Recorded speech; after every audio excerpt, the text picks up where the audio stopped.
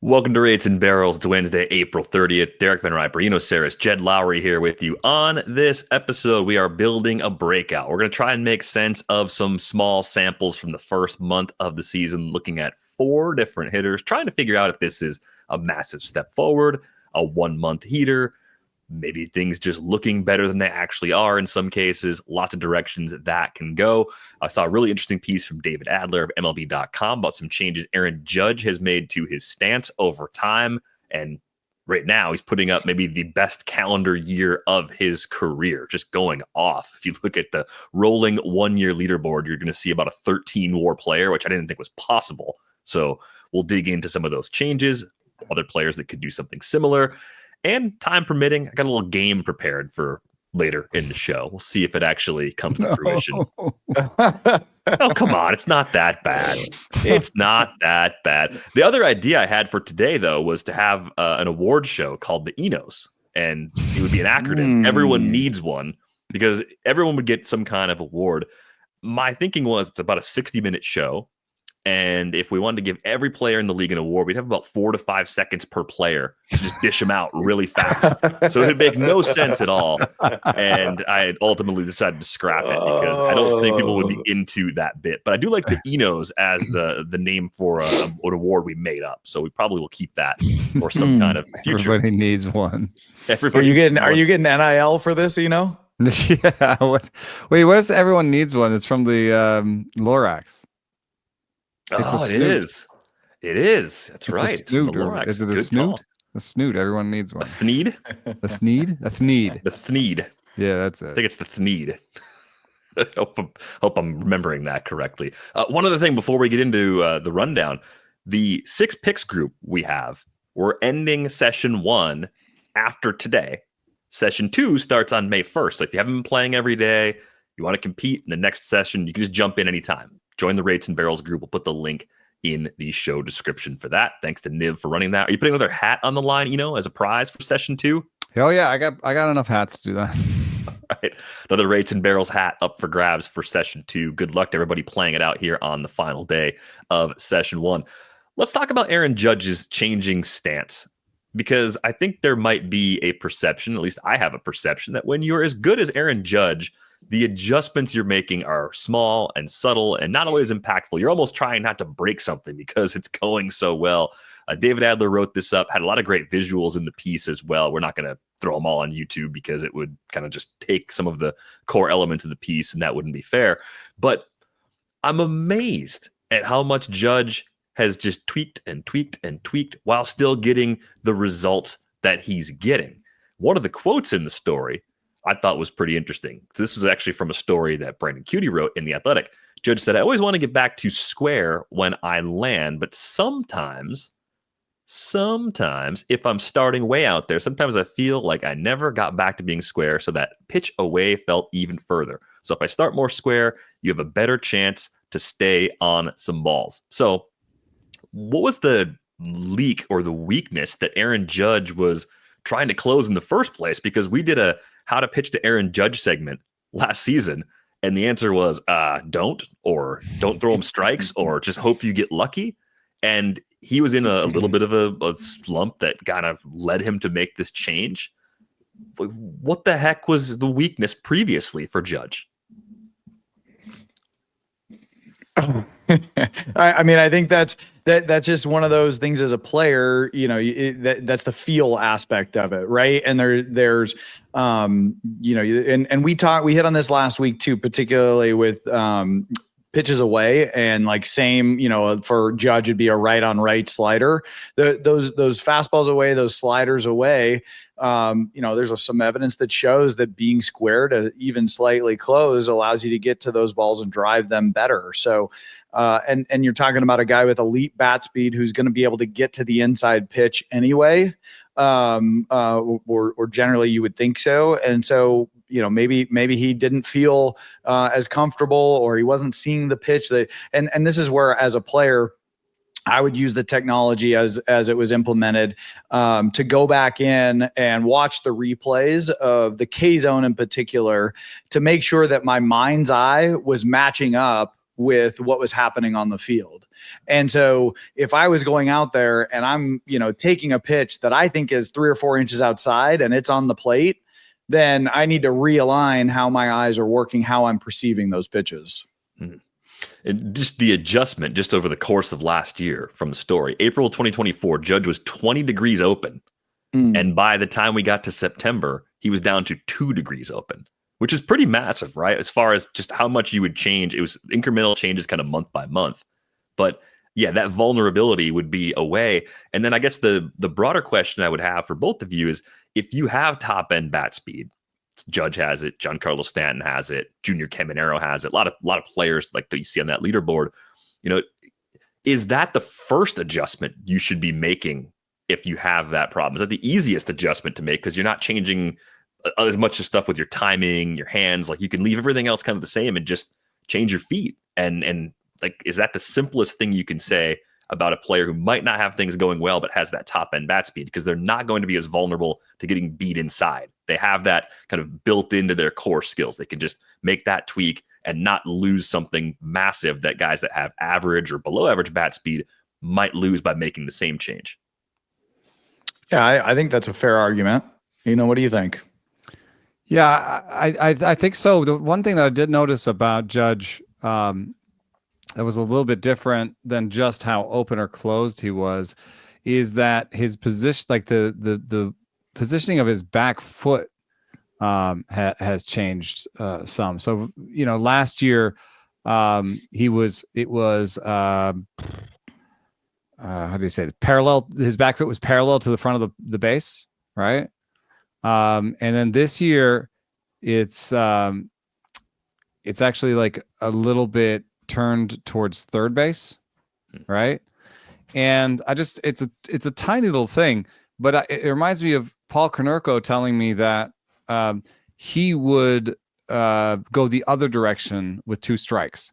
So he would turn his foot back towards the catcher with 2 strikes. And if you're kind of listening along at home, if you do that with your back foot, I think your energy is to the opposite field as a right-hander. You know what I mean? Like, you're not square to the pitcher. You're kind of square to like if it was an extreme square to the first baseman, right? Yeah, I mean, you're gonna if your foot is if your foot is a little, like, your back foot is kind of facing more towards the catcher, you're naturally closing yourself off, right? And it's going to prevent some hip mobility, right? But just in terms of rotation, and how much you're going to be able to actually get, clear your hips to get to drive the ball to left field, but it's going to allow you to stay through the pitch longer. Yeah. And I think it's fascinating to me that, like, the book that does exist on Judge is kind of like, try inside fastballs and low breaking balls away. You know, that's what people try to do. And now he can hit the high fastball. He can turn on the high fastball, and he normally just spits on the low sliders until they hang a little bit, and then he bangs them. But if I saw a foot that turned a little bit more towards third base, I would think this is a guy that wants to do some more damage on inside pitches. I mean, I think it's I think it's because he's not worried about it, right? Like, it's not occupying brain space, that, like, he has the confidence to get to that pitch where, by closing off a little bit, squaring up, he's trying to make the adjustment to the outside pitch. And, I haven't seen, I didn't look into where they're pitching him since he's kind of made that adjustment. But in my mind, it is, he feels a little bit more vulnerable away than he does inside. And that's where the highest majority of pitches is away. So yeah, because I mean, I think that, if you're thinking about Judge and attacking him too, if you're coming in, you're not really coming in to get a strike. And if you do, it's like, whew, I didn't get burned in there. I think you're trying to get a foul ball or what? Or you're just making sure that he's not cheating out over the plate, like diving away, right? So you're kind of trying to stand him up, right? Like make sure that he knows that you're willing to go inside, but you're not necessarily you're not really trying to go in there to get a lot of strikes. You're just letting him know, hey, I'm willing to come in here. Yeah, I think I just wanted to point out that back foot because the way that they talk about openness is, basically a relationship between the 2 feet. So if you've got your 2 feet out and it's like this or this, and usually we think about the front foot. Right. Does the front foot close it up? Does the front foot open it up? Right. That's the sort of thing. We don't think as much about the back foot, but the back foot, the degrees parallel that the back foot is to the front of the plate has something to do with something too. Yeah. Because and that's when I hear him say square, like I would think, oh, his foot is parallel to the plate and he wants everything to be parallel. That is square to the pitcher, but maybe just tweaking that back foot a little bit makes him feel more square. There's also feel versus real, which is a big concept in hitting, I think, which is that, you could point out to him, well, you're actually pointed a little bit more towards third base right now. You'd be like, well, it feels very square. And exactly. That's the most important thing to me. And for the guy that's flying the plane, the what he feels is more important. Oh, and then the last thing I just thought of is that the pitch is coming in at an angle, right? The pitch isn't coming out of the pitcher's chest. Right? Yeah, they haven't we don't have the chest cannon. Right. So straight, yeah. Give it time. He could, by moving a little bit towards third base, be square to the pitch. Yeah, absolutely. Especially coming from a right-hander, right? Certainly. Yeah, because the right-hander releases it off the side. So it's coming in a little bit off the side. Oh, so he could be square to the pitch, even if he's not square to the pitcher or the plate. Yep. I did pop one visual off the story just now. It's just the breakdown from when he made the adjustment against Tarek Skubal last season and what he looked like in mid-May, what he looked like in September, and what he looks like at the beginning of this season, right? And if you saw those changes in smaller increments, you wouldn't even see as much change. But seeing them like in 3, 4, 5 panels, like, oh, okay, like that's a massive twist, massive change of the foot position over that time. But I agree that generally this is about the outside pitch, and that is where he's being pitched, so it makes sense. Yep. Yeah. And I there's other factors involved. Like you think about fatigue and, some of these other factors that go in, like, your legs get tired throughout the course of the year. Like you have to make these adjustments to make sure that, you're still able to get to the ball. Maybe there's, some wear and tear or some, who knows, right? Like the stuff that you're dealing with throughout the course of the season, you find a way, major league players find a way to push through things and still be productive. And I would bet that, I'll be doing this over the course of this year and the course of the future, and other writers are doing this where they're going to look at these stance things. And I would bet you at least half the time you come to a player and be like, did you know that you're like 3 degrees more open this year? And they'd be like, what? I feel like this would take like a prolonged slump for a lot of guys to step back and actually look at the data and go, oh, okay, actually I am much different than I was. Like the feel aspect of this seems like it's the baseline thing that most guys would trust. I would imagine it would be a long time, if ever, before you run into a player who's checking this data frequently just to make sure everything was exactly the right way. Pasquantino was talking a little bit about it. You think Vinny's like that? Well, he was very interested in what Tom Tango was saying about distance to the plate. And Tom Tango was saying generally it's better to be closer to the plate. And so Pasquantino had been getting closer to the plate. And I think that's just about the fact that about covering the outside portion of the plate. I see a lot of little league players who are too far off the plate, because they're afraid, and they will get hit a lot, because the command is pretty bad. So. They just don't want to get hit. That's the That's I guess you got to find a way to get them more comfortable. Yeah, I don't think that changes in the major leagues either, right? No, nobody you wants really to don't want to get in the major leagues. Yeah, exactly. 97 to 100. Yeah. Maybe at that point you just get that built-in trust that you'll be able to get out of the way just in time from thousands and thousands of reps. But and those guys know how to protect themselves too. Little leaguer, you never know, right? Like that's they might be opening up to the ball as it's coming at them. Mm-hmm. But a great piece from David Adler. We'll put the link to that in the show description if you want to check it out for yourselves. Let's get to our main topic for today, building a breakout hitter edition. We picked 4 players at various points in their careers that are off to great starts so far this season.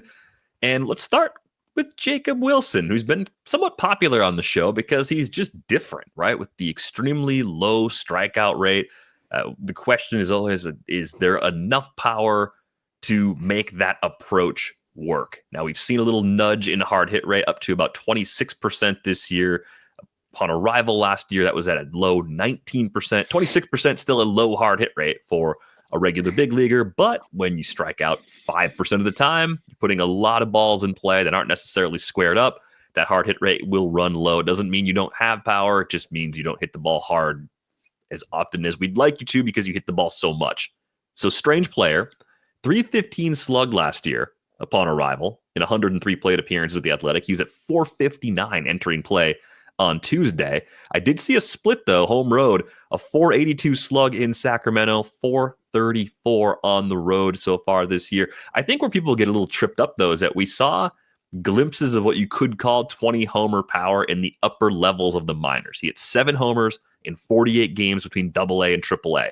So that leads some of us to wonder, hey, maybe there's more there than we think. Or maybe he can hit lower EV homers because he just puts the bat on the ball so much. So what do you see in Jacob Wilson, Jed? Do you see a guy who's actually having a breakout and doing more than expected in the power department in a sustainable way?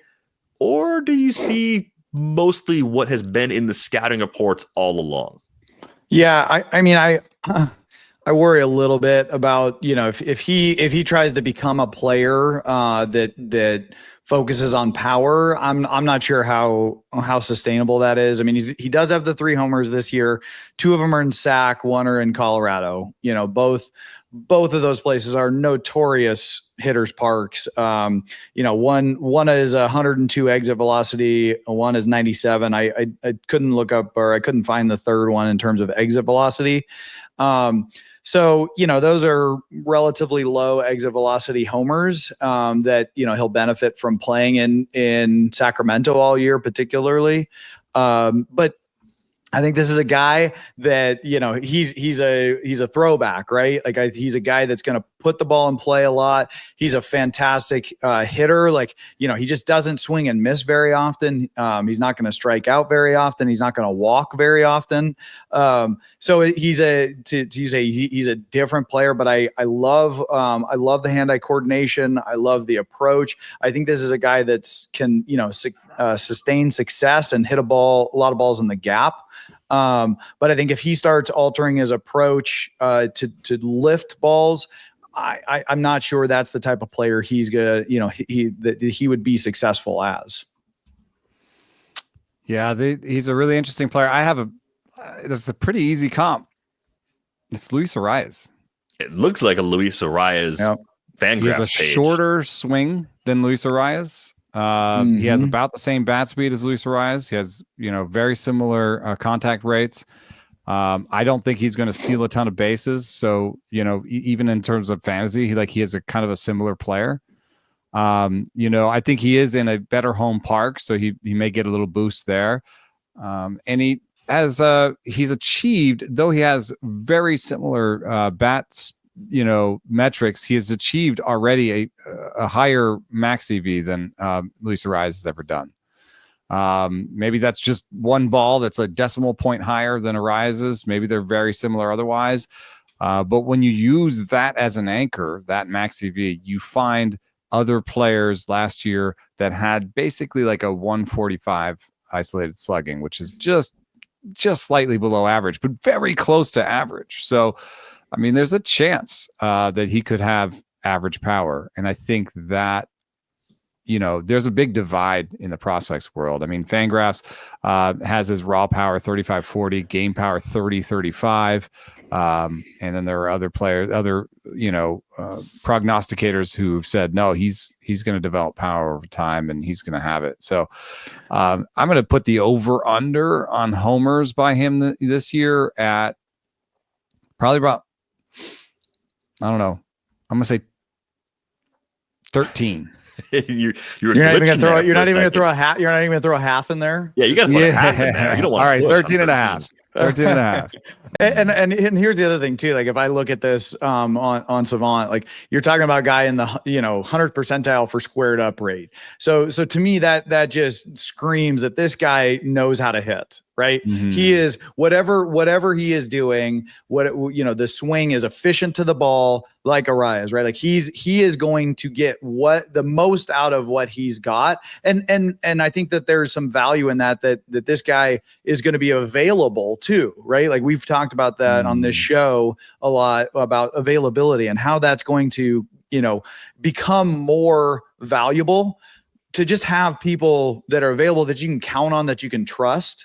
And I think that, the fact that he's a guy that's not going out there and falling down swinging, but is still squaring the ball up at the percentage that he is, literally less the likely best to in hurt the league or something, Yeah. Like I think that he's a, in a controlled environment, and that might limit some of the upside on production in terms of driving the ball out of the ballpark.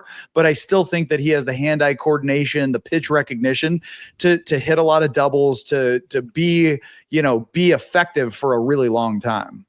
Yeah, and I think there should be something to be said about the extreme contact rates. Just in terms of you're talking about being available, like that a ball in play is available.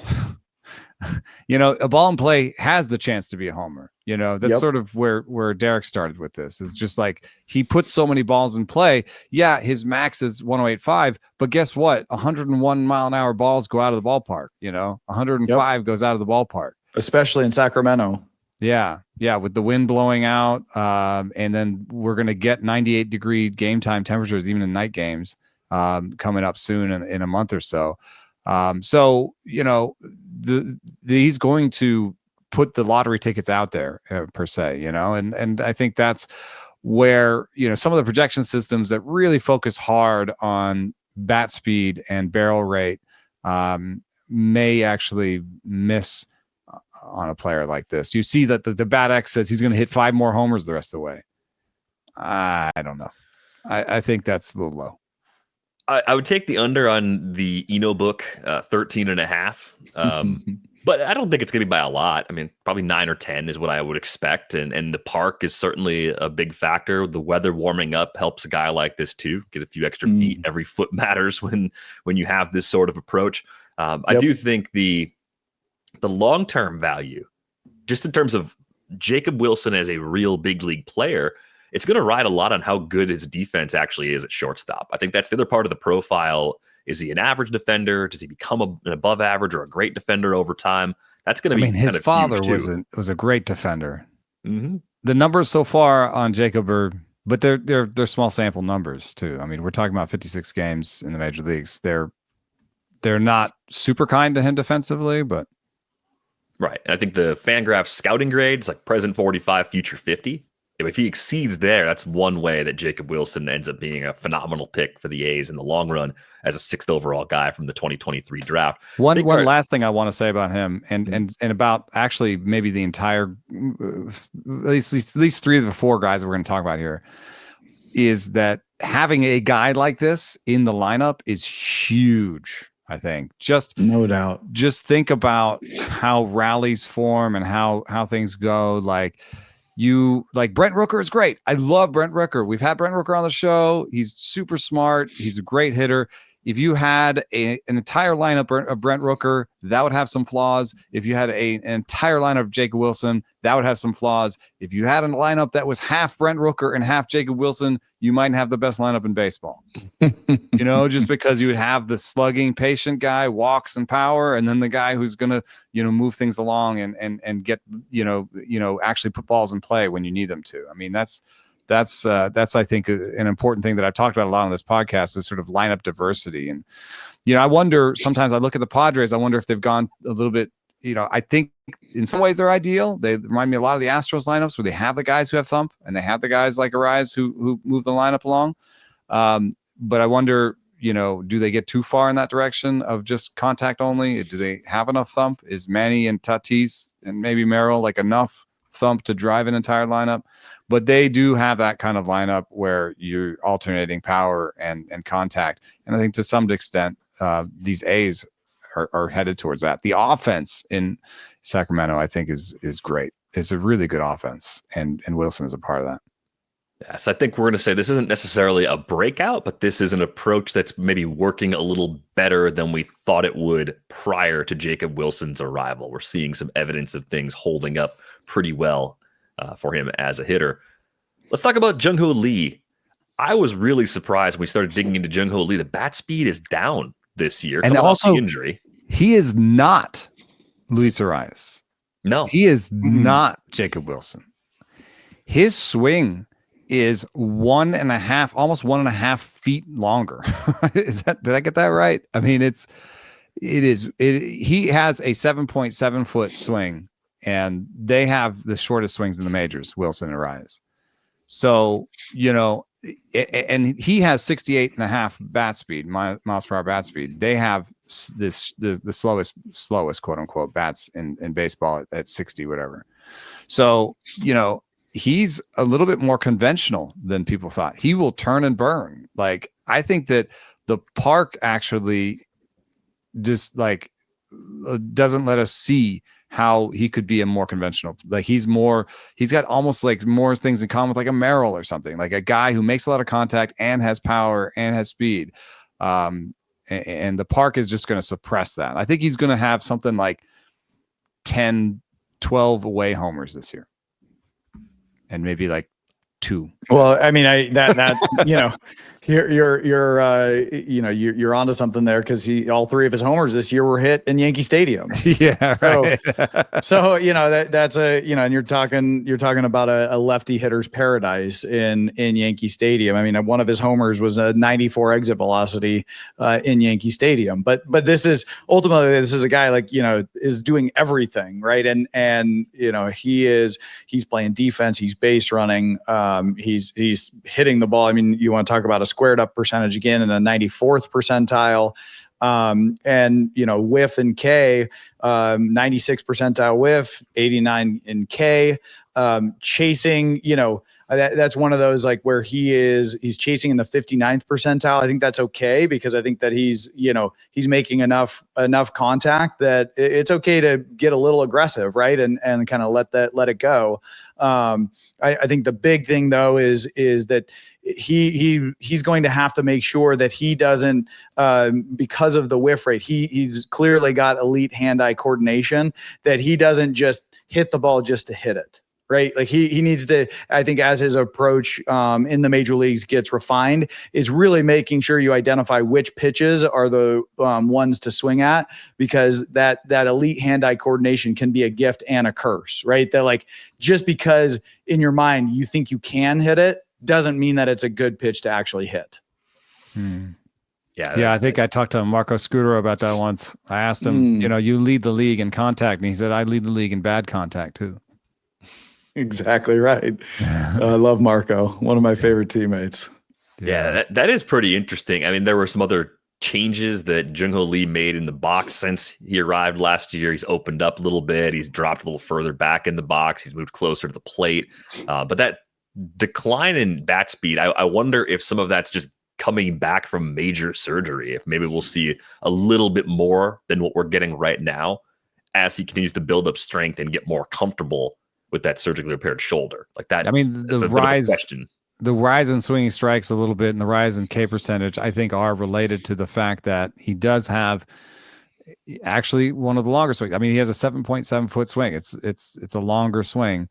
He is trying to get the ball out in front. He is trying to be aggressive, and he is pulling the ball, but also his bat speed is down due to that shoulder surgery. So I could see it actually a more ideal version of himself, emerging in the future.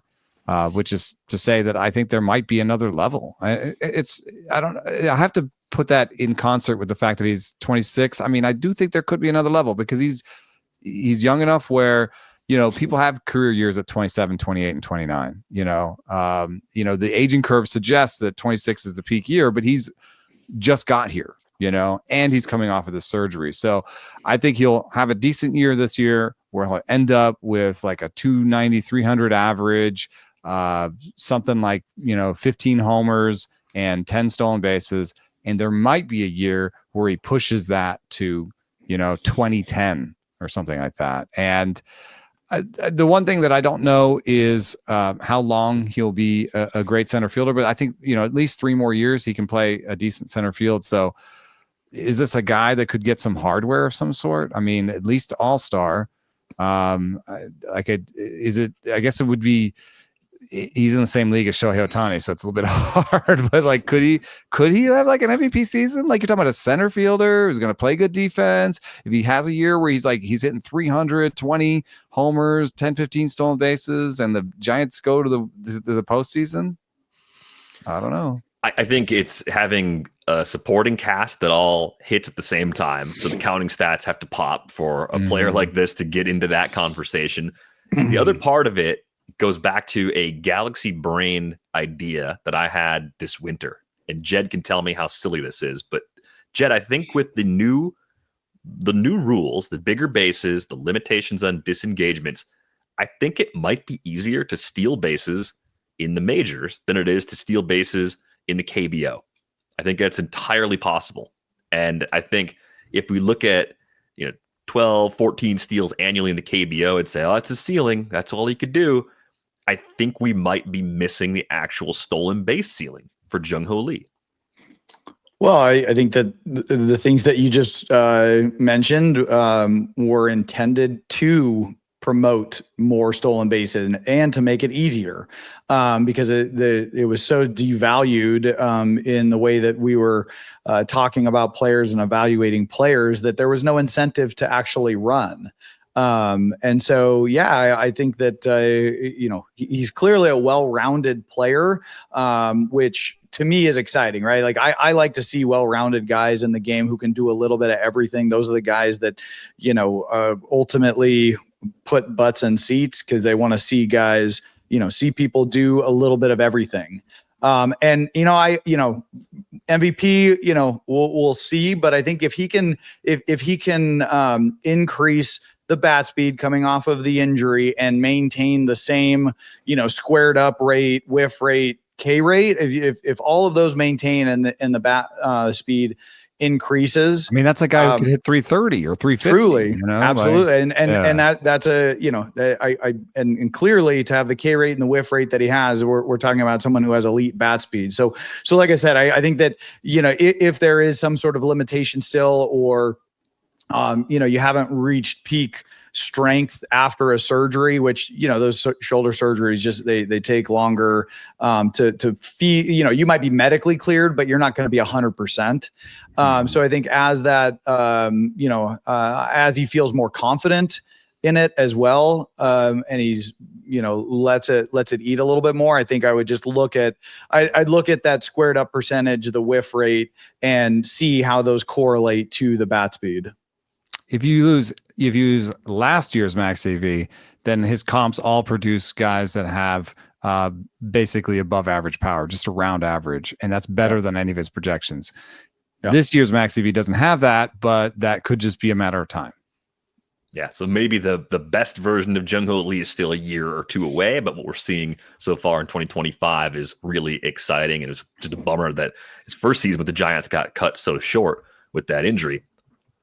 Let's move the focus over to Jonathan Aranda, a longtime favorite of mine as a guy that I just wanted to see break through in Tampa Bay and just see what would happen if they gave him regular run. For a couple of years, he was kind of stuck as an up and down guy, a guy that didn't really have a good fit defensively on the roster. We're seeing a steady run of playing time, and now we're seeing an extension of the underlying numbers he was putting up as a part-time guy a year ago. 15.4% barrel rate through the first 27 games, hitting the ball in the air more often. That's always nice to see for a guy that can tap into that kind of power. these numbers look a lot like what we were seeing from Jonathan Aranda at AAA, right? At 20% K rate's a career best so far. He's chasing a little bit less. He's never really been an overwhelming chaser in his previous looks in the big leagues either. Is this a breakout for Jonathan Aranda? Is this real? Have the Rays slow cooked another key contributor in this lineup? Jed and I were having an interesting conversation about this off screen where, we were focusing on the different aspects of Aranda as a player. And, clearly right now his barrel rate is elite. He's in the 84th percentile. And barrel rate is predictive. And so I was sharing some of the research on this, that barrel rate is predictive after 50 balls in play. And Jonathan Aranda has 80 or 65. And when I say predictive, that means it predicts itself, better than saying league average or whatever. So it's stable. It's believable. It's more signal than noise. And it also predicts his own power better than power numbers. So it's basically saying this power is believable. What's kind of going the other direction is that his bat speed is 28th percentile. Now it's better than some of the guys we talked about, but his contact ability is not quite as good as the other guys we're talking about. So the question here is Jonathan Aranda's power that he's showing right now, believable and sustainable. And the bat speed and the max EV say no. If you look at max EV comps, his ISO should be about 60 points lower, should have like a 170 ISO, should be a guy who hits like 20 homers a year. If you choose to focus on the barrel rate, you're talking about a guy who would hit more like 25 to 30 homers a year. The Bat X has 15 homers and 367 plate appearances. That's pretty close to a 30 homer pace. So these are things that are not like lining up. And so we got into a discussion about sort of max EV and bat speed versus demonstrated power, which is kind of barrel rate.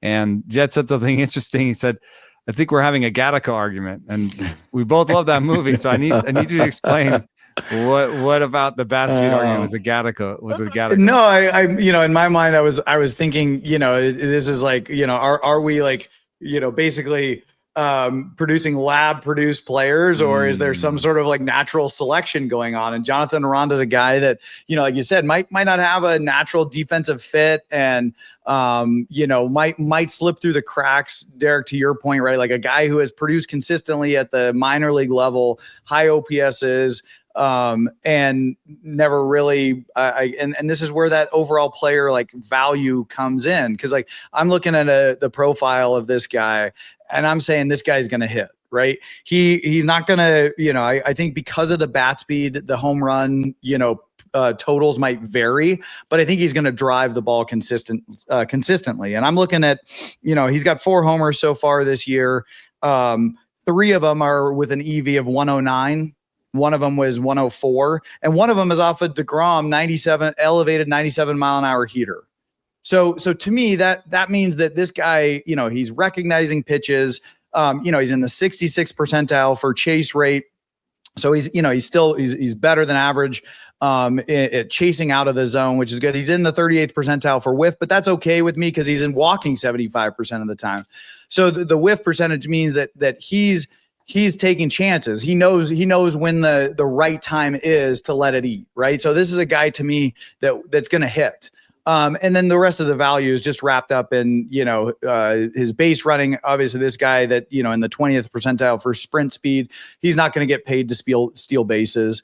But this to me looks like a profile. He has a good plate approach. Yeah. Yeah, exactly. This is a guy that is going to profile somebody who is going to hit and be a productive major league hitter for a long time. Yeah. And, we're also the one thing about, and so the Gattaca, I think, is like sort of the predeterminism is like, we did we did the tests. We saw that you have this bat speed. And so we determined that you don't get to go up into the to go up to Gattaca, you know. What a great movie. I mean, you know, and you look back at that cast too at the time, and you Jude know, Law is so good. Jude Law, yeah. If I could pick one person to play me in a movie, it'd probably be Jude Law. Yeah. The other thing that kind of comes to mind here is that bat speed is an incomplete stat, and we're always sort of. I hope we do a good job of that on this podcast, because we do hew to the numbers, and we do try to talk about things in ways that are predictive. But the numbers that we have are only as good as the numbers we have, and then we get better numbers as we go along. And so, like, we've had, chase rate has been a very interesting thing on this podcast, because early on we cited it a lot and we talked about it all the time, and we thought it was very important.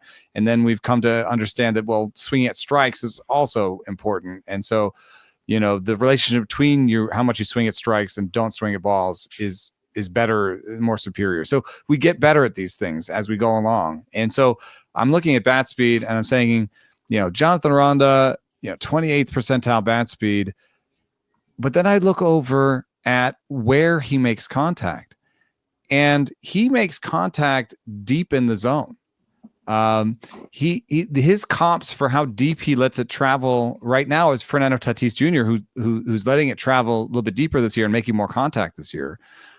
Freddie Freeman has a similar intercept point, is what it's called. Brian Reynolds, Matt Chapman, and Elliot Ramos have similar. And they're opposite field hitters. They're guys who let it travel and then use premium bat speed to hit it out anyway, and to make the most of that. So it gives them more time to make that decision. So Jonathan Aranda's bat speed is better than 28th percentile, because when you have an extra 6 inches, like the difference between Jonathan Aranda actually and Cal Raleigh is more than 6 inches. Cal Raleigh is the guy who gets the ball out most in front. Jonathan Aranda gets it 27 inches out in front. Cal Raleigh 40 inches out in front. So the difference between Cal Raleigh and Jonathan Aranda is more than a foot. And if you think about it, the way the swing works, that's a foot longer to get up to speed. So the one that's a foot longer is going to be quote unquote faster because of the way we measure bat speed. So there is a superior bat speed coming, and I will be proven right that bat speed is super important and one of the most important things ever when I have the better bat speed number, which is the one that is more bat acceleration. What we need is bat acceleration. We need something that is contact point independent. We need to know how fast. And then I think even the guys who are quick, like Wilson and Arias, I think their bat speed numbers will change, because they get on playing fast. They're doing this movement super fast, and they have super short swings. Yeah, how direct, and I would even say, I don't know how they measure the length of the swing, and but I will say, maybe there's a way to be direct to the ball, right? Like the movement from hand position to contact, right? If that's the definition of, is that the definition of short? Their swing length is sort of when it starts moving to contact point. I see. Got it. Yeah. So I'm interested in that. You could hone in on something closer, just when it's like that. I know that the Giants, for example, really value something about one of these back angles. It's sort of a scoopy angle or not, So there are more refined numbers that we don't have access to that talk about that first move. And it's they don't want to get too scoopy, so they don't like if the bat goes low. Right. Too early, Correct. They want it to kind of go straight to it. Yep. And so there are angles there, and there are velocities there. It's a pretty complicated motion if you think about it. So to break it down to one number and say bat speed is the one number. I'm not trying to suggest that's the truth, but I do think that we will get a better bat speed that'll tell more of the story soon. Well, what they say, there's lies, there's damn lies, and then there's statistics. There you go. I think we're all in though on Jonathan Aranda being a meaningful contributor for the rest of the season. Actually, I do think he's more of a 20 homer hitter though. I think he's a 280-20 guy, and I think the Rays love that guy. because Camporeale might be a 280, 20, 25 guy. He has more bat speed, but they love guys who hit the ball hard, make contact. I mean, it seems so stupid when I say it that way, but they don't chase barrels the way that maybe the Twins, maybe even the Yankees do. They just want you to hit the ball hard and see the ball well. Well, and I think they might have some kind of belief that you can create barrel rate. Like you can, if you have hard hit rate already, then one key adjustment is just getting the ball in the air more often, making some changes. And there. also just the floor is so high on that player that if we don't add, like Yandy Diaz did 1 year add, launch angle, and he had a great year, but other years have been great too. Like have been really good too. So even if he doesn't add that, he's going to get the most out of his balls in play because he's going to hit missiles at the second baseman and shortstop and stuff. It's like they're not going to get all those because they're going to be super hard. So that's that. I think Aranda fits right into what they value. I guess it's the glove that made it take so long. And I as we're talking about this, it just sounds like the new Moneyball to me, right? Is like, you're trying to find value in players to get wins that other clubs might be overpaying for one thing, and you're the Rays or, and the Rays have done a really good job of finding these assets that allow them to win on a smaller budget. Right. And so this conversation kind of, reminds me of a Moneyball conversation where you're finding assets that are undervalued. Yeah. And Aranda is like to another team. He's a guy that, hasn't lifted the ball, doesn't have a great max EV, doesn't have great bat speed, and doesn't have a glove, doesn't have a place to put him. So you're like, oh, that guy's a bad first baseman. We're not into it. And the Rays are like, no, he'll have his time. It may only be from 26 to 28. Before we trade him, but he'll be useful to us. Yeah. We got one more name to get to, and Eno has dodged a game show segment for today because we're going to run out of time. So congratulations to Eno for avoiding his biggest not why fear. I talk so much. No, of course not. That's not. That was also a part of our conversation prior to the show. No, you tried to sneak that one in on us there, Derek. I know. It's such a fun part of my job. Let's talk about Cedric Mullins for a moment. He's already had a breakout. He's done 30-30 before, and it was a huge surprise back when he did it. And I think the surprise about what's happening so far this season with Cedric Mullins is that he looks like a player that could do it again. He's at least laid the groundwork through the first month to have another season like that. He's chasing less than he has at any point in his career since debuting back in 2018. We're seeing a barrel rate just above 7%. Tons of hard contact, 40.6% hard hit rate is the best we've ever seen. If he was to hold that over a full season, and the big batted ball profile difference, Cedric Mullins is hitting the ball in the air more than ever. He has got a ground ball rate down to 26.5%, which is almost in the, hey man, maybe you're actually hitting the ball in the air too much territory. But given the results he's putting together, is this a second breakout, let's call it, for Cedric Mullins, where he's going to tap into that power and push maybe 20, 25 homers again after kind of falling into that 15 to 18 range over these last 3 seasons? I had this heat map here. I mean, this is a real tightening of his approach. This is on the left is the swing map for 2024, where he's not like chasing a lot, but he's swinging at 3 pretty distinct places in the zone, which is like kind of high and tightish, mid away, and then down in the zone. Right now, he's just basically swinging it down the zone. Maybe he's fending off some away pitches to some degree with 2 strikes, but it looks like he's really focused on dropping that bat to the ball. And just reading this, I think he probably has a pretty scoopy swing. He's had, higher fly ball rates than ground ball rates over his career. He's generally better low in the zone. So I think that, his strength is low in the zone. He's really zoned in on this. The weird thing for me is that he's, only 60th percentile in getting high pitches over the last couple of years, and somehow he's getting fewer high pitches this year. I think there's going to be adjustment. I think there's going to be adjustment back where the league is going to start, sending him. He's like in the 13th percentile or something for pitches high in the zone. They will start filling up the top of the zone. That's going to be the next adjustment back to him. And I think this is just a good streak from a guy who knows himself and is really honed in, but there will be some worse days ahead.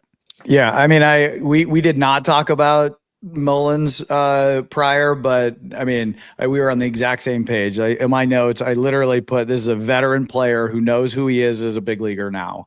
And he has the experience and the approach to produce night in and night out, right? And I think the swing benefits from playing in Camden Yards, also a very generous left-handed hitting park. I mean, 2 of his homers this year were a 99 exit velo and a 93 exit velo in Baltimore. Yeah, 93 is pretty rare. Yeah. And so, but once again, like this is a guy, like I look at the profile and, he's not like a lot of the expected stuff is not high above average outside of the WOBA, but you add 2 low exit, velo homers, that's gonna, that's gonna help with that. But once again, like if you look at the chase rate, whiff rate, K rate, walk rate, this is a guy that just knows who he is as a player and is executing that plan. Yeah. I was looking at the bigger picture for the ground ball rate, and it does look as though there's been a longer term either adjustment or just a response to how he's pitched, where we have seen Mullins lift the ball a little bit more over time. Like, I don't know if the extreme fly ball approach of this season is where things will actually go going forward, but maybe he splits the difference between the 30 homer guy we saw a few years ago and the mid to high teens guy and ends up finishing with 20, which would still be a nice rebound from where he's been. I think we've talked about him as a guy that could be vulnerable to falling into a platoon because of all the crowding on that. And he has in the past. Is he not being played that way? I guess they lost Colton Cowser, so they lost his platoon partner to some degree. Right. So like the depth chart hasn't worked the way we expected it to this season for the Orioles. I mean, they're 7 below 500 on April 30th already. They could be sellers based on the way things are starting. We'll see what happens in the next few months, of course. And then a guy like Mullins ends up getting moved at the trade deadline and he's playing somewhere else for the final 2 months of the season. So a lot of ways this could really play out. But yeah, I do get the vibe that this is more of a veteran doing well than making a wholesale change. It's going to get them all the way back to that peak season that we saw just over 3 years ago. Yeah. And ultimately it comes down to trust, right? Like you got a veteran player as a manager, as as an organization, you want to put guy in the lineup you can trust every day. You know what you're going to get from him. And I don't think they're, waiting on Mullins to have another 30 year, but they want somebody who's going to give you a quality at bat that what you're going to get every single night. And I think that, that trust in a player is very meaningful. I do wonder what his next contract looks like, just because you have this fielding value that's still pretty strong, 86th percentile and outs above average this year, 84th last year. Does he get paid as a defense first outfielder that can be up or down? Offensively, does he get paid off the offensive season that he might have this season?